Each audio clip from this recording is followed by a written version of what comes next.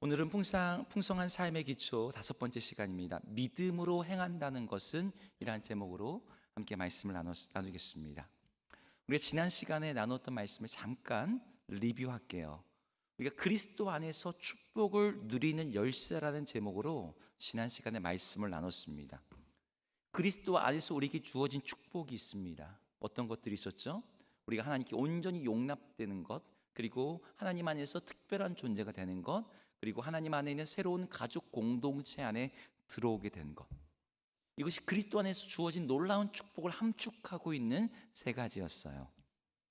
그런데 이것을 우리가 누리는 것은 하나님의 말씀을 마귀나 세상의 다른 것에 빼앗기지 아니하고 그것을 바르고 착한 마음으로 듣고 굳게 간직하여 견디는 것. 이 세 가지를 합쳐서 뭐라고 그런다 그랬죠? 이 세 가지를 합쳐서 믿음이라고 그랬습니다. 믿음이 우리로 하여금 그리스도 안에 주어진 이 놀라운 축복을 누리게 하는 열쇠라고 얘기했어요. 그래서 믿음이 없이는 하나님의 축복을, 하나님의 약속이 실현되는 것을, 하나님의 능력이 나타나는 것을 우리가 누릴 수가 없는 거죠. 그래서 많은 교회에서 믿음을 강조합니다. 그렇다면 이 믿음이라고 하는 열쇠를 우리는 구체적으로 어떻게 사용할 수 있는 걸까요? 여러분들 이미 들어서 알고 계시겠지만 오늘 우리가 읽은 말씀에서도 그게 드러나듯이 믿음은 단순한 신념이나 어떠한 사고방식이 아님을 말해주고 있습니다. 오늘 본문 말씀을 다시 한번 같이 읽어볼까요? 본문 말씀 보는 것을이 아니라 보는 것으로입니다. 같이 읽을게요. 시작. 이는 우리가 믿음으로 행하고 보는 것으로 행하지 아니함이로라. 아멘. 여기에 믿음에 대해서 말하는 것 뒤에 어떤 동사가 붙어 있습니까? 믿음으로 뭐 한대요? 믿음으로 생각하고가 아니라, 믿음으로 묵상하고가 아니라, 믿음으로 뭐 하고 아니라 믿음으로 행한다.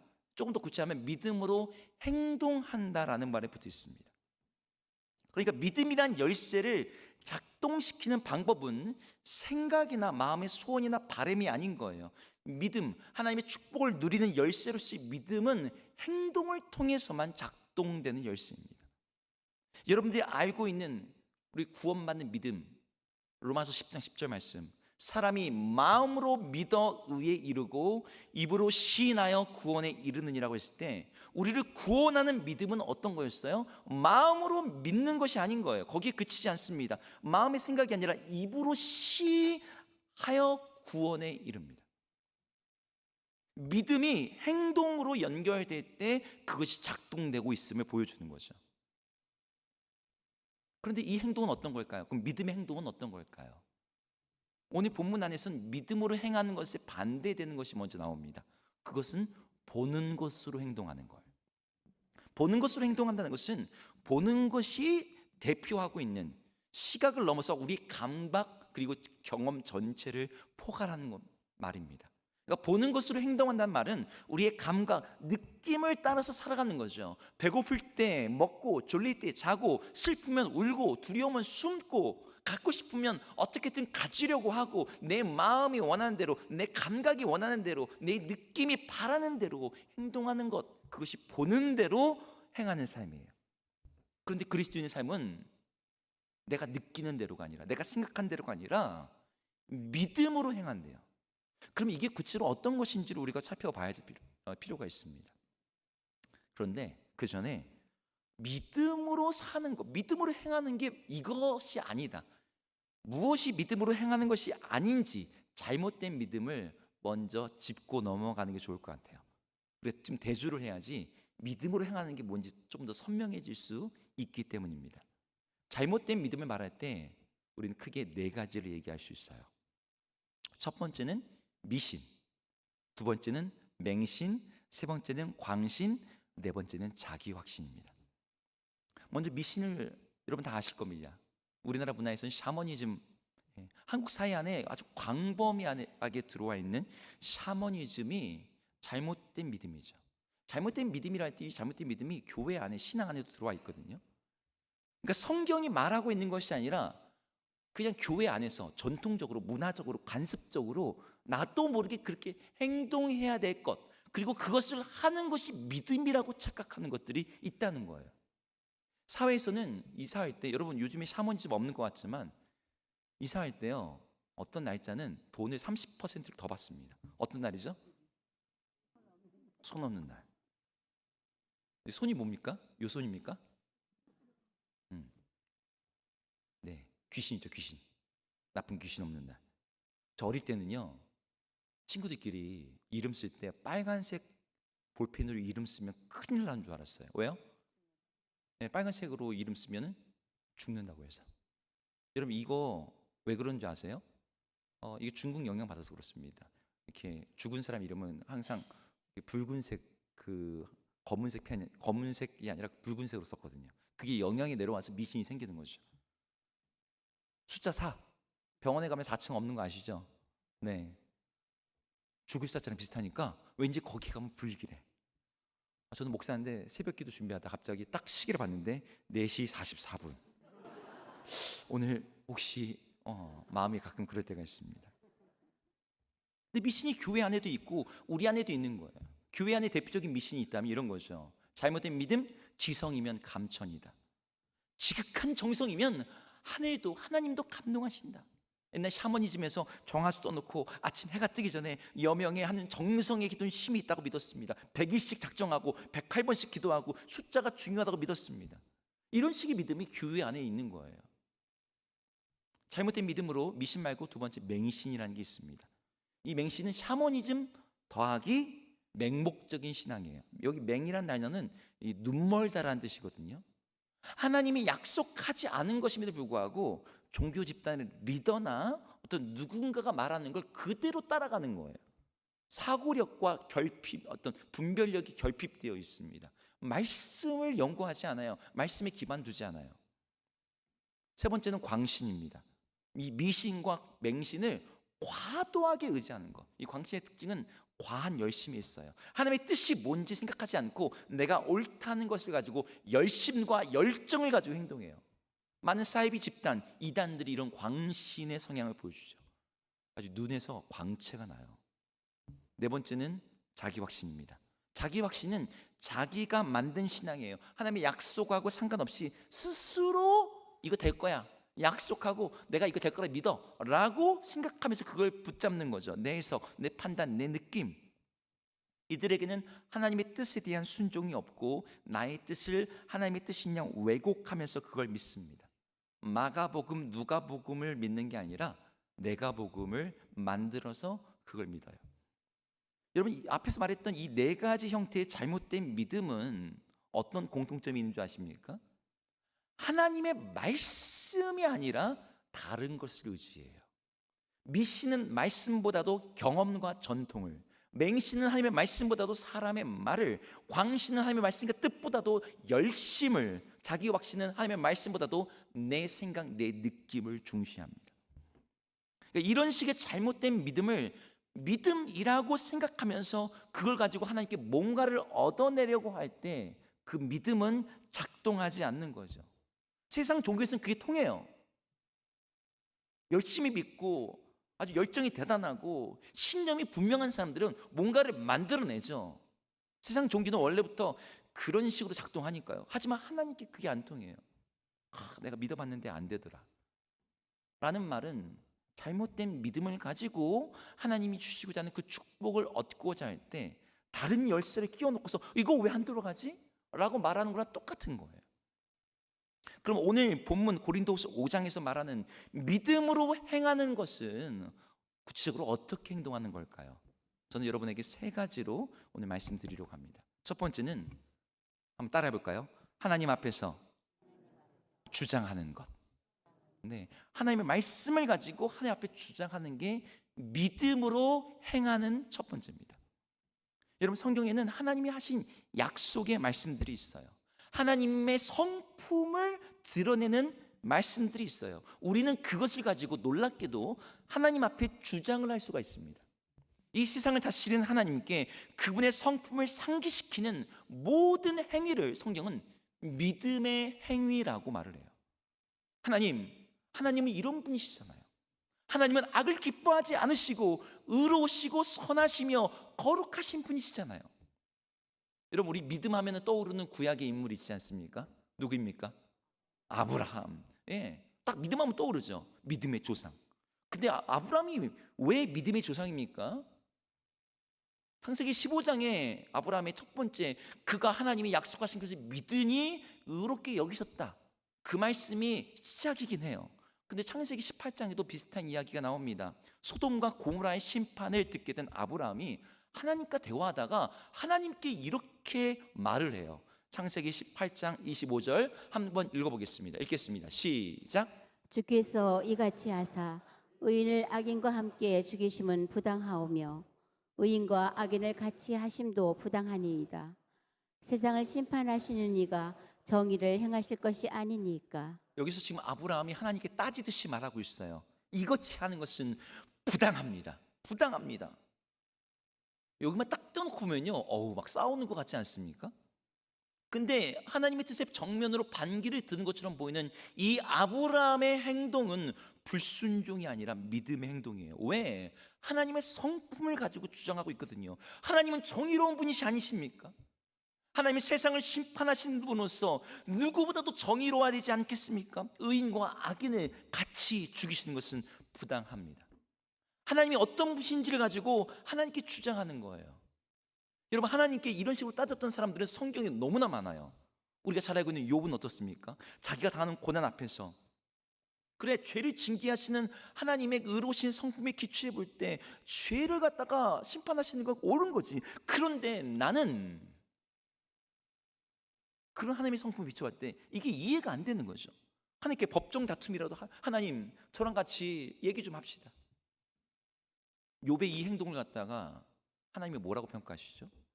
뒤에 가면은 다른 친구들은 하나님 편에 서서 하나님은 네가 몰라서 그렇지 죄를 분명히 다 드러내시는 분이야. 너 벌 받는 거 다 죄 때문이다. 근데 하나님이 자기 편 든 욥의 친구들이 아니라 욥을 의롭다고 하십니다. 왜요? 욥이 하나님의 성품, 하나님이 어떤 분이신지 하나님에 대한 말씀을 가지고 하나님 앞에 나갔기 때문이에요. 하박국 선지자, 유다의 죄악을 어떻게 방치하십니까? 하나님 말씀하세요. 내가 바벨론에 들어서 유다를 칠 것이다. 하나님 어떻게 더 나쁜 놈을 사용해서 주님이 심판할 수 있습니까? 여러분, 이런 식으로 묻고 하나님 앞에서 하나님 앞에 하나님의 말씀을 가지고 하나님께 주장하는 것, 이 모든 것들은 믿음으로 하는 행동이에요. 왜요? 하나님의 말씀과 하나님의 성품에 기초해서 하나님 앞에 나갔기 때문이에요. 여러분, 믿음에 대해서 정말 중요한 진리 담고 있는 히브리서 본문이 이렇게 말하고 있습니다. 히브리서 11장 6절 우리 함께 같이 읽어볼까요? 읽겠습니다. 시작. 믿음이 없이는 하나님을 기쁘시게 하지 못하나니 하나님께 나아가는 자는 반드시 그가 계신 것과 또한 그가 자기를 찾는 자들에게 상 주시는 이심을 믿어야 할지니라. 아멘. 여기 믿음이 없이는 하나님을 기쁘시게 하지 못한다. 이걸 거꾸로 뒤집어 말하면 무슨 뜻일까요? 믿음으로 하는 삶, 믿음으로 하는 행동이 하나님을 기쁘시게 한다는 거예요. 그럼 여기서 말하는 믿음이 어떤 거예요? 첫 번째, 하나님께 나아간 자는 그가 계신 것을 믿어야 돼요. 여기 계시다는 것은 신이 존재해라는 정도의 믿음이 아니라 성경이 하나님, 인격적인 하나님, 예수 그리스도의 아버지 되시는 바로 그 하나님, 죄인의 그리스도 안에서 자기 백성 삼으시고 그들을 구원하시기를 기뻐하시는 그 사랑의 하나님께서 실제로 살아 계신 것을 믿는 믿음이죠. 근데 그 다음에 뭐예요? 자기를 찾는 자들에게 상 주시는 분임을 믿는 것이래요. 이 상은 어떤 상입니까? 하나님의 나라, 그 나라의 영광, 그 나라의 신분, 그 나라의 생명을 가리키는 단어예요. 이걸 믿어야 된다는 거예요. 많은 사람들이 우리 하나님을 어떻게 오해합니까? 인색한 분이라고 오해해요. 되게 아끼시는 분, 하나님께 기도해도 간구해도 하나님 내 인생 그래도 따져보고 뜸 들이시다가 어쩌다 한두 개 주시는 그런 분으로 생각합니다. 우리 하나님을 완전히 오해하고 있는 거죠. 우리 하나님은 관대하신 분이에요. 우리 하나님은 상 주시는 분이에요. 우리 하나님은 정말 후히 주사 정말 주고 넘치도록 주시기를 기뻐하시는 분이에요. 이게 성경이 말하고 있는 하나님인데 우리는 하나님 앞에서 하나님 그런 분이라고 하나님께 주장하질 않아요. 하나님 원래 그런 분이니까 안 줄 거 알았어. 이런 식으로 하나님 앞에서 생각하고 그런 식으로 하나님께 기도하고 그렇게 하나님 앞에서 살아가는 거죠. 우리에게 필요한 것은 하나님의 하나님 되심을 주장하는 거예요. 하나님이 어떤 분이신지를 알고 배운 다음에 그걸 가지고 하나님이 이런 분이십니다라고 주장하는 겁니다. 하나님 의로우신 분입니다. 하나님이 선하신 분이십니다. 하나님이 능력이 많으신 분입니다. 하나님께서 이렇게 약속하셨습니다. 하나님 우리의 아버지가 되신다고 하셨습니다. 우리를 먹인다고 하셨습니다. 자기 백성을 돌보신다고 하셨습니다. 하나님, 그러니 내 삶 가운데 우리 하나님의 하나님 되심을 드러내어 주옵소서. 하나님이 누구신지를 상기하면서 그걸 가지고 하나님께 주장하며 행동하며 기도하며 하나님의 하나님 되심을 선포하며 그것이 내 삶 가운데 나타나기를 구하는 삶이 바로 믿음으로 행하는 삶인 거예요. 여러분 그렇게 하시길 축복합니다. 네. 두 번째, 믿음으로 행한다는 것은 하나님의 말씀을 자기 자신에게 주장하는 거예요. 이 첫 번째 굉장히 중요한 이야기입니다. 하나님의 하나님 되심을 주장하는 것. 근데 이것을 하나님께만 주장하는 걸 넘어서 우리는 우리 자신에게 주장을 해야 돼요. 이걸 잘 보여주는 사람이 다윗인데요. 시편 42편에 다윗이 시를 씁니다. 42편, 43편이 이어지는 시예요. 근데 이때 다윗의 상황이 어땠는지 9절과 10절에 나와 있습니다. 이때 다윗의 상황을 한번 같이 읽어보겠습니다. 읽겠습니다. 시작. 내 반석이신 하나님께 말하기를 어찌하여 나를 잊으셨나이까? 내가 어찌하여 원수의 압제로 말미암아 슬프게 다니나이까 하리리다. 내 뼈를 찌르는 칼같이 내 대적이 나를 비방하여 늘 내게 말하기를 네 하나님이 어디 있느냐 하도다. 여기 나와 있는 다윗의 상황이 어떤 것 같습니까? 하나님이 나를 잊으신 것 같은 상황인 거예요. 원수의 압제와 억압이 너무 심하게 있어서 마음이 막 진둘된 거예요. 대적들이 다윗에게 비수처럼 칼을 꽂는데 그거 얼마나 깊은 상처를 주는지 자기의 뼛속까지 찌르는 것 같은 말들이 막 비방이 그에게 있는 거예요. 다윗이 그때 어떻게 합니까? 하나님 기도합니다. 근데 그때도 원수들이 계속 비방해요. 뭐라고 비방해요? 야, 네 하나님 어디 있는데? 여기 시편 42편에 이 말이 계속 나옵니다. 내 하나님이 어디 있느냐? 하나님이 안 보이는 거예요. 우리가 하나님의 하나님 되심을 가지고 주장해야 된다고 그랬는데 이게 믿음의 행동이라고 그랬는데 주장해도 하나님이 안 나타나. 하나님의 역사가 없어. 여러분 이렇게 어떻게 해야 될까요? 하나님이 자기를 잊으신 것 같고 현실이 무거울 때 다윗이 이 믿음의 기도를 멈추지 않고 자기 자신에게 하나님의 말씀을 가지고 믿음으로 선포하고 주장합니다. 5절 말씀 그리고 이게 뒤에 또 반복됩니다. 읽어볼까요? 시편 42편 5절 말씀 읽겠습니다. 시작. 내 영혼아 네가 어찌하여 낙심하며 어찌하여 내 속에서 불안해하는가? 너는 하나님께 소망을 두라. 그가 나타나 도우심으로 말미암아 내가 여전히 찬송하리로다. 아멘. 여러분 이 똑같은 구절이 토시 하나 안 틀리고 3번 반복됩니다. 이게 3번이나 다윗이 갑자기 막 하나님 어떻게 합니까? 나 갑자기 내 영혼아 내가 어찌하여 낙심하며 어찌하여 내 속에서 불안해하는가? 너는 하나님께 소망을 두라. 그가 나타나 도우심으로 말미암아 내가 여전히 찬송하리라. 여기 나온 너가 누구예요? 너가 자기 자신이에요. 자기를 향해서 외치고 있는 거예요. 스스로에게 다윗 너는 왜 낙심하느냐? 왜 절망하느냐? 하나님께 소망을 두라. 말씀을 가지고 스스로에게 선포하고 주장하는 거죠. 여러분 아까 믿음으로 행하는 것의 반대가 뭐였습니까? 보이는 것을 따라서 행동하는 거였어요. 많은 사람들이 그렇게 살아요. 보이는 것을 따라서 자기의 느낌에 굴복합니다. 우울감이 오면 하나님이 날 떠나신 것 같아요. 죄책감이 들면 하나님도 날 용서할 수 없는 것 같아요. 열등감에 빠지면 난 안 돼, 실패가 예정되는 것처럼 불안과 두려움 속에 있습니다. 외로움이 느껴질 때 세상에 나 혼자 있는 것 같아요. 이런 느낌들을 내 생각으로 해석하기 때문인 거죠. 근데 그때 믿음으로 주장하는 건 이런 거예요. 우울감이 들어도 하나님 날 떠나지 않으신다고 하셨어. 죄책감 앞에서도 예수 그리스도의 십자가 대속으로 인해 그 보혈을 믿는 모든 자들은 주님께서 사하시고 깨끗하게 하신다고 하셨어. 열등감에 빠질 때에도 그리스도 안에서 나는 특별한 존재이며 외로움과 갈등 속에 있을지라도 하나님이 나를 당신의 자녀 삼으셨어. 여러분 이 둘 사이 차이점이 뭡니까? 느낌이 다른 건가요?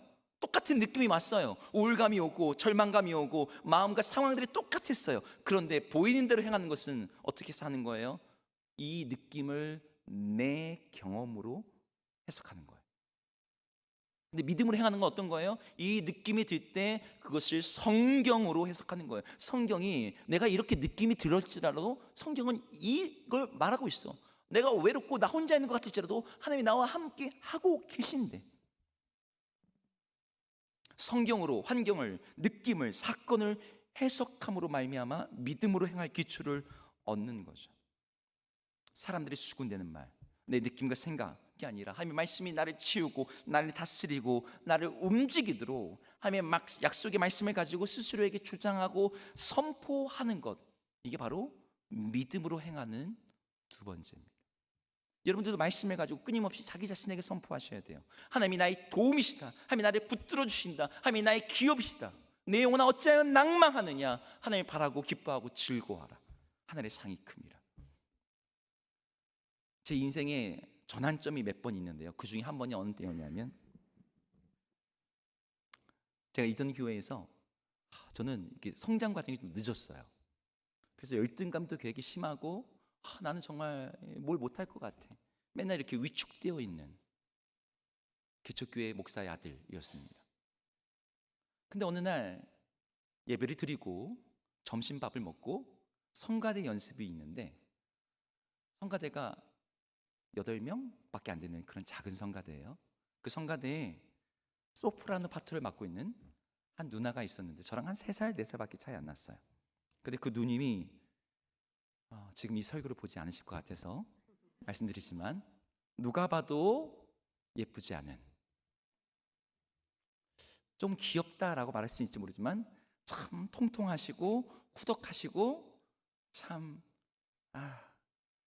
그런 누님이었습니다. 근데 방금 밥을 먹고 이제 성가대 연습을 하겠다고 다시 앉아 있는데, 방금 밥을 많이 먹었거든요. 근데 다시 와서 그 자리에서 초코볼 이만큼 한 세트를 그제 또 먹고 있는 거예요. 저는 그 모습을 보면서 과연 인간일까? 별의 생각이 막 다 드는 거죠. 누나 그거 맛있어? 근데 누님이 이거 너무 맛있어. 또 그렇게 마음이 순수하고 정말 천진난만할 수가 없어요. 이 누님이 너무 맛있어. 너 하나 줄까? 아니 난 됐어. 제가 그 모습을 보면 갑자기 참, 난 누나 이런 모습이 너무 좋은 것 같아. 근데 이게 어떤 뜻이었을까요? 정말 좋다는 뜻이었을까요? 반어법이죠. 어떻게 이런 여자가 다 있나. 뭐 이런 뜻인 거죠. 난 누나 이런 모습이 너무 좋은 것 같아. 코미디언 같아. 뭐 이런 뜻이죠. 근데 그 누님이 제가 한 그 말을 듣자마자 이렇게 말하는 거예요. 그래? 나도 그렇게 생각해. 나도 내가 너무 좋아.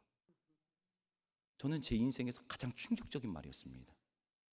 아니 저 뚱뚱하고 저런 누님이 스스로를 좋다고 여긴다고? 근데 그 말이 집에 돌아왔는데 잊혀지지가 않는 거예요. 그런데 말씀을 읽는데 갑자기 하나님께서 예수님이 하셨던 말씀, 이는 내 사랑하는 자여 내 기뻐하는 자라. 예수님이 아직 아무 일도 하시지 않았어요. 공생애가 시작되지 않았습니다. 이제 방금 세례받은 게 전부예요. 그런데 하나님이 내 기뻐하는 자라는 거예요. 근데 그 말씀이 갑자기 저를 향한 주님의 음성으로 들렸습니다. 그때부터 제가 제자리에다가, 제 컴퓨터에다가, 침대 위에다가 한 문장을 써서 붙여놨어요. 스스로에게 주장하는 거죠. 믿음의 말씀으로. 하나님도 제가 좋으시죠? 저도 제가 좋습니다. 전 지금까지 저를 혐오했거든요. 저를 미워했거든요. 난 너무 아무것도 아니다 생각했거든요. 근데 하나님이 내가 너를 기뻐한다? 넌 나에게 특별하다? 그 말씀을 가지고 제 스스로에게 주장하기 시작했습니다. 그때부터 제 인생이 바뀌었어요. 제 표정이 바뀌고 사람들이 대하는 관계가 달라졌습니다. 여러분도 하나님의 약속의 말씀을 가지고 그 말씀이 나랑 상관없어 보여도 이건 내 얘기가 아니야 라고 생각해도 그 말씀을 가지고 여러분 스스로에게 주장하시고 선포할 수 있기를 주 이름으로 축복합니다. 이게 믿음으로 자기를 주장하는 거예요. 세 번째로 믿음으로 행동한다는 것은 하나님이 주신 놀라운 축복을 사용하는 것입니다. 하나님이 이미 우리에게 주신 축복이 있어요. 우리 2주 전에 봤죠? 하나님이 나를 완전히 용납하셨다. 하나님이 나를 특별히 기뻐하시는 특별한 작품으로 여기신다. 하나님에서 새로운 가족 공동체에 들어왔다. 이게 그리스도 안에서 하나님과의 관계 속에 주어진 축복입니다. 문제는 이 축복이 써먹을 데가 없는 것처럼 보인다는 거예요. 이걸 가지고 국을 끓여 먹나 뭘 해 먹나 당장 돈이 생기나. 아니 축복을 받은 건 그래 받았다고 치고 이게 당장 나한테 무슨 도움이 되는데 하나님이 주신 축복을 사용하는 방법을 잘 몰라요. 사용하는 방법은 크게 두 가지입니다. 첫 번째는 기도입니다. 믿음으로 행동하는 것은요 언제나 기도로 나타나요. 기도는 하나님의 축복을, 하나님의 능력을 우리 삶에서 누리게 합니다. 근데 이때의 기도는요 앞에서 하나님의 약속을 붙들고 하는 기도 있잖아요. 하나님 이런 분이시잖아요 하면서 하는 기도랑은 조금 달라요. 하나님이 이미 주신 축복을 가지고 하는 기도예요. 하나님 애초에 그런 분이셨으니까요, 그런 말씀을 하셨으니까요, 하나님 이 일 들어주세요라고 하는 기도가 아니라 하나님께서 이미 우리에게 주신 축복 안에서 하는 기도인 거예요. 예수 그리스도 안에서 우리가 하나님의 자녀가 되었습니다. 그래서 우리가 하나님의 자녀가 되어서 하나님 안에서 하나님께 구할 수가 있어요. 고린도후서 1장 20절에는 이렇게 말합니다. 하나님의 약속은 얼마든지 그리스도 안에서 예가 되니 그런즉 그로 말미암아 우리가 아멘하여 하나님께 영광을 돌리게 되니라. 하나님의 약속과 축복이 그리스도 안에 있는 모든 자들에게 예스가 된답니다. 하나님이 그리스도에게 모든 영광과 권한을 주셨습니다. 그리고 그분 안에 있는 우리들에게도 예수님의 이름으로 예수님에게 주어진 그 영광과 권능과 축복이 함께 상속된다라고 말해요. 그래서 예수 그리스도의 이름으로 드리는 기도와 간구가 심히 있다라고 말합니다. 제가 좀 더 다시 설명해 드릴게요. 여러분 기도할 때 사람마다 기도하는 근거와 방식이 좀 달라요. 어떤 사람은 기도할 때 바리새인처럼 기도해요. 하나님, 내가요 금식했어요. 제가 11조 했어요. 나쁜 짓 안 하고 착하게 살았어요. 제가 봉사 몇 년 했는지 아시죠? 제가 이 정도 했으니까 하나님 들어주셔야 돼요. 이런 식으로 기도하는 분들이 있어요. 하나님 저 지금 새벽 기도 40일째입니다. 하나님 들어주셔야 됩니다. 내 공로 가지고 하는 기도를 거래처럼 하는 거죠. 이건 최악의 기도입니다. 그런데 이제 중간쯤 올라가면 하나님 이런 분이시잖아요. 하나님의 성품, 하나님의 능력, 하나님의 하신 일, 하나님의 약속을 붙들고 하는 기도가 있습니다. 여러분 이 기도 힘이 있죠. 이게 성경적 기도입니다. 그런데 이거보다 더 높은 최상의 기도가 있어요. 하나님이 그리스도 안에서 나를 용납하시고 나를 자기 백성 삼으셨다. 나를 자녀로 하나님께서 내 아버지가 되셨다. 그러니 하나님 들어주세요. 다른 게 아니고요. 하나님 내 아버지니까 들어주세요. 이게 최상의 기도입니다.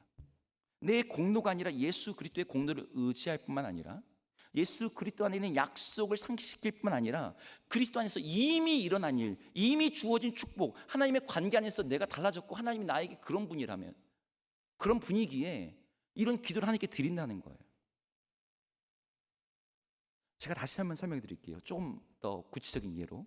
저희 아이들이 종종 저에게 아빠 뭐 좀 사주면 안 돼요? 라고 요청을 합니다. 오늘 금요 기도회 전에도 우리 최덕기 장로님 앞에 편의점에 3명 아이들 데리고 갔다 왔어요. 첫째와 둘째는 주로 이렇게 요구해요. 아빠 저 이번에 뭐 했으니까 책 몇 권 읽었으니까 뭐 했으니까 해주세요. 아빠 나 이거 하면 아빠 나 못 사줄 건데요. 이런 식으로 하는 거죠. 이때 제가 들어주는 건 보상의 차원으로 애들 사주는 겁니다. 근데 셋째는 우리 셋째 5살짜리 셋째는 아빠 뭐 사줘야 할 때 그런 맥락이 없어요. 아빠한테 뭐 요구할 뭐 한 게 없거든요. 제가 대화를 한번 복원해 볼게요. 이제 셋째가 말을 합니다. 아빠 뭐 사주세요. 왜? 그게 먹고 싶으니까요. 근데 왜 아빠가 사줘야 되는데? 아빠는 돈이 많으니까요. 그럼 저는 말하죠. 아니야, 아빠는 돈이 별로 없어. 돈은 엄마한테 있어. 그래도 저 계속 저한테 얘기해요. 그래도 아빠가 사줘. 엄마가 안 사줄 거 아니까. 이제 계속 왜? 그럼 제가 또 물으면 그리고 충격적인 말을 해요. 아빠는 멋있으니까. 아빠는 날 사랑하니까. 그러니까 그렇게 말을 하면 제가 뭐라고 어떻게 거부할 방법이 없어요. 뭘 해서가 아니라 약속이 있어서가 아니라 그냥 아빠의 존재를 부각하면서 아들로서 요구할 때 기쁨으로 지게 되는 거죠. 하나님 약속했으니까 주세요. 이 정도가 아니라 하나님의 자녀로서 믿음으로 하나님 안에서 주어진 이 특별한 관계를 기도 속에서 하나님 내 아버지시니까요 라고 구하는 거예요. 여러분들 이렇게 하나님 앞에서 주장할 수 있기를 축복합니다.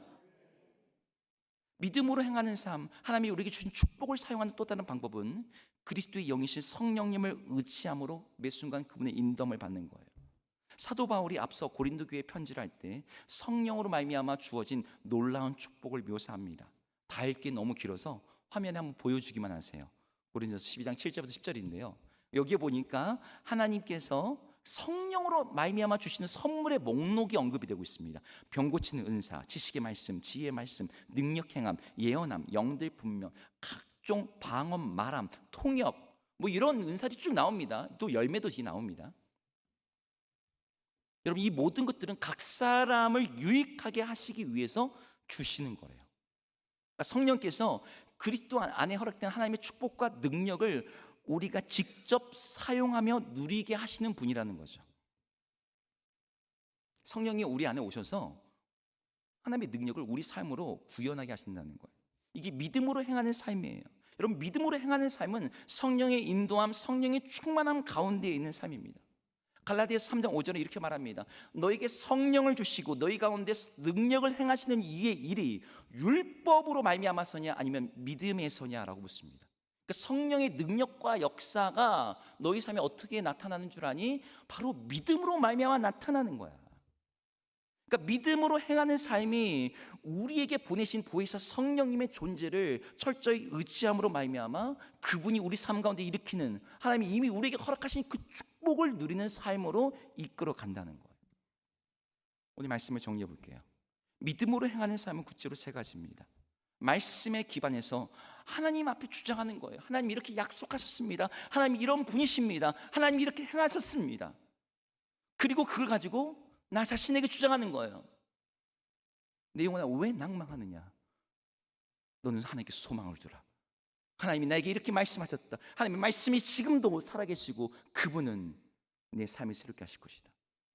그리고 세 번째로 그 하나님이 이미 주신 축복을 사용하는 것, 기도를 통해서 성령에 붙들리고 인도함 받는 삶을 통해서.